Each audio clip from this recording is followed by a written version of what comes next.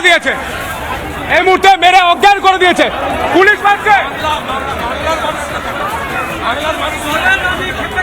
বাংলার মানুষকে দেখান, শুভেন্দু অধিকারী বলছেন সাধুকে মেরে অজ্ঞান করে দেওয়া হয়েছে। এই মুহূর্তে ডাক্তাররা এসেছেন, চিকিৎসকরা এসেছেন, রেবেকা মোল্লাকে মারা হয়েছে, হাত ফাটিয়ে দেওয়া হয়েছে। শুভেন্দু অধিকারী নিজের হাতে জল দিলেন।